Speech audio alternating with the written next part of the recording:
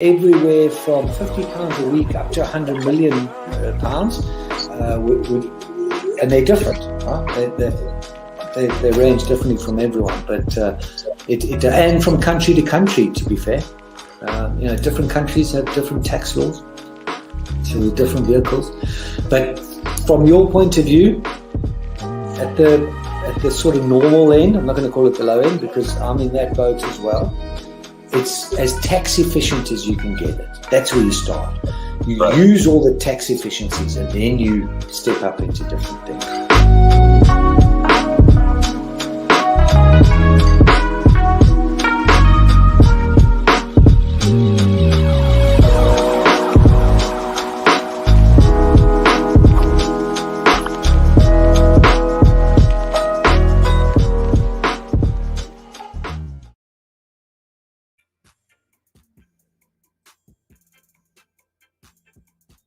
Welcome back to the show. It is your girl Sarah right here on Relaks Radio, and it's getting closer to the final few minutes of the show, but don't worry because I'm here to keep you company all the way until 9 a.m., which means, or rather I promise you that there is a lot more conversation for us to have, all right? Because there's still a little bit more time left for us to have this conversation, for me to share my thoughts with you, and for, you to share your thoughts with me as well. So don't actually forget to text me on 078 52473 to, get in touch with me and let me know what you're thinking about the age of extinction, about rewilding, what we are going to be talking about. All right. So don't actually forget to do that.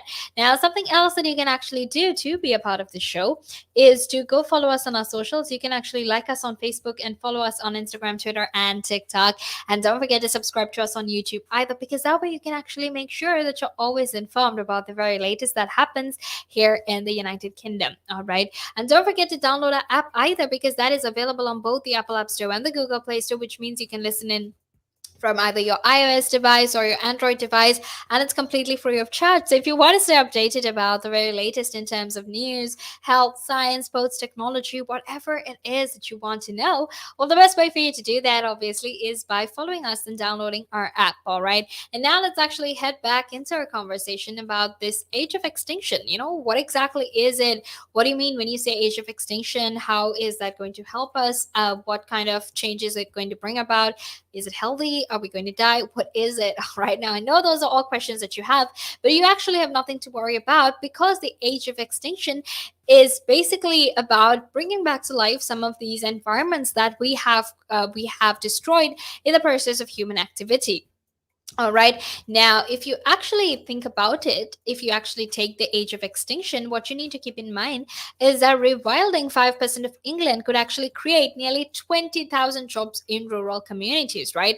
And that means that it could actually increase employment by 50% compared with intensive farming, right? Now, if you don't know what rewilding is, to very simply put it, rewilding is essentially when all these land areas that have been destroyed because of human activity, because of the way humans have used it, what you're going to do is you're just going to let it grow out, and you're letting it go back to its natural state. Okay. And when you do that, what exactly happens is that it helps all of these animals to come back to these environments that they used to live in, and it's actually going to help the environment a lot as well. Okay. Now, if you take hybrid roles in animal husbandry and ecology, and even positions in nature tourism and specialist roles in species reintroductions could actually be among the new positions and new jobs that could be created, according to analysis from Rewilding Britain, right? And this is alongside benefits for biodiversity and the climate. So if we actually rewild, that will actually help our climate as well. And especially, with the IPCC report, with everything that we have been seeing in the news, everything we've been reading on the internet with regard to the IPCC report, is that it's more crucial than ever before for us to actually get our act together, for us to actually, make sure that we create environments, for us to create surroundings, environments essentially, that could be helpful for our climate. So if rewilding is the way to go, or rewilding is just one of the alternatives that we can actually use to get our climate back on track, then that's an absolute yes, right? I mean, that's great news. We can basically save our planet, we can save our climate as well.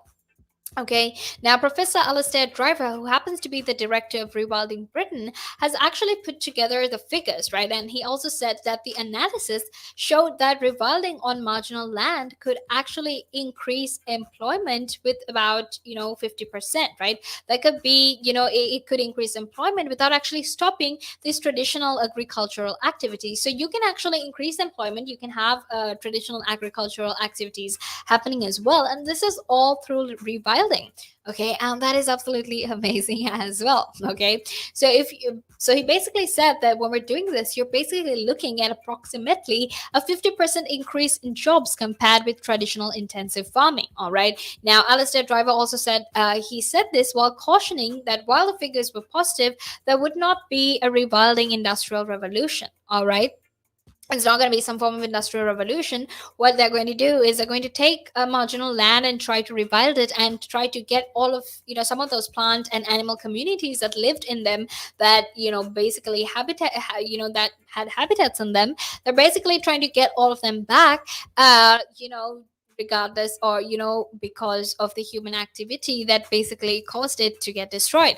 So that is what they're doing, and that is absolutely amazing. So for you to find out more on this, make sure that you stay tuned, because we're going to be heading into a small break, and after that we will be back to keep talking more about this. But obviously, until then, make sure that you stay tuned and make sure that you're listening, so you can keep yourself updated about the very latest that happens all over the United Kingdom with regard to the environment.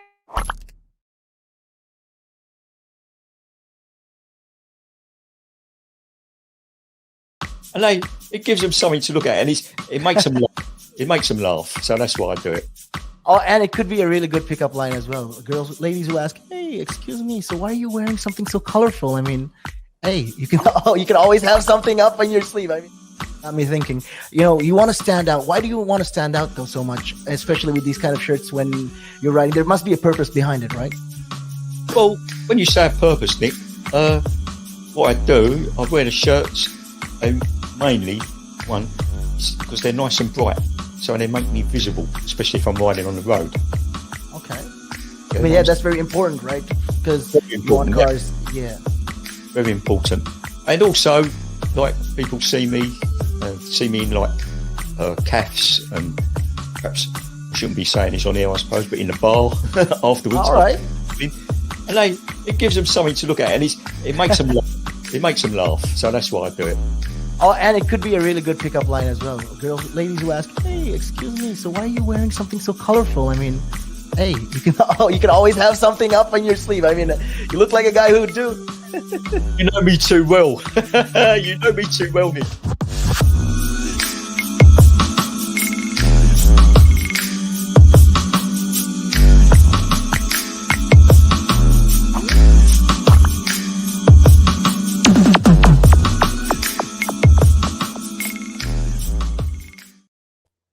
Welcome back to the show. It is your girl Sarah right here on Relax Radio, and I'm super, super excited to be here because even though it's the final few minutes of the show, we're having important and interesting conversations with regard to the climate crisis, with regard to making sure we can help develop our climate, help develop our country, and make sure that we are doing what we need to do best to take care of our country. All right. Now, before we actually head into our conversation, we need to very quickly talk about how fully vaccinated individuals don't actually need to isolate, as long as or rather they don't need to isolate if they come in contact with someone who tests positive for COVID, right? So what exactly does this mean for all of these people? Is it a smart decision? Is it probably the best thing to be doing while the rest of the world is still suffering from from COVID-19? I don't know. I guess we'll just have to sort of wait and find out. Right now, according to a new decision by the Health Secretary and the Prime Minister, that is Sajid Javid and Boris Johnson, respectively, they've actually stated that fully vaccinated people in England will actually no longer be required to self-isolate upon contact with a positive COVID case from Monday, right? However, they will be required, or they will be advised to take a PCR test, and this is from this huge shift that they're making with regard to some of the rules and regulations that were in place before, right? Now, if you don't remember, or I will very quickly remind you as well, that before when lockdown was eased on the 19th of July and all of that happened, something else that was there was this COVID-19 NHS app, right? The NHS COVID-19 app, rather. And basically, what it did was that it pinged you if you came into close contact with someone who tested positive for COVID-19. And because of that, so many people had to isolate, and that led to so much of shortages, not just, in supermarkets or in other essential services, not just in providing for doing the job, but also to deliver those goods, deliver those medicines to people who actually needed it, right? So there was a lot of shortage that was caused, and this was like a big problem, right? And because that was a big problem, because so many different people had to isolate at home, they basically there was a lot of shortage, and it was utter chaos, right? And to essentially deal with this is why they're introducing this rule. However, for you to not be able to self-isolate, you have to be fully vaccinated.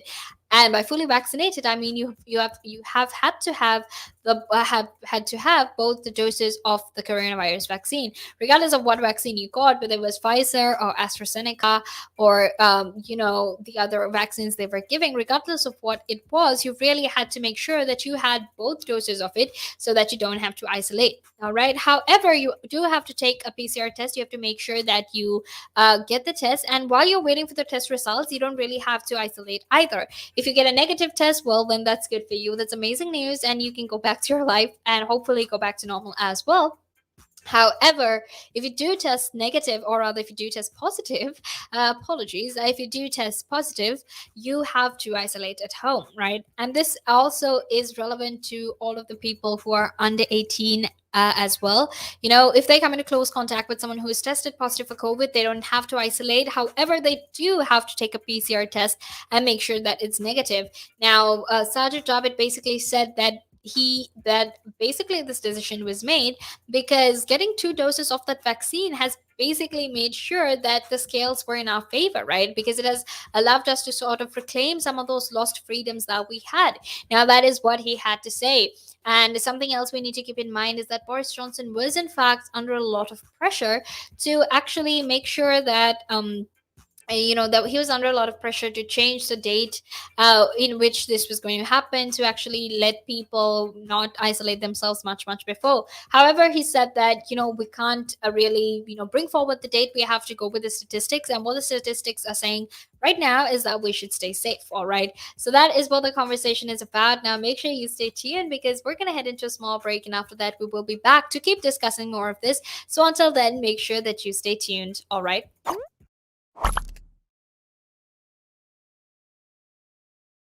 The valuations that you place on an asset are always behind you. It's always in hindsight. It's never in front of you. And that's one of the challenges, right? Because you're always valuing what happened yesterday. And what you need is what's going to happen tomorrow.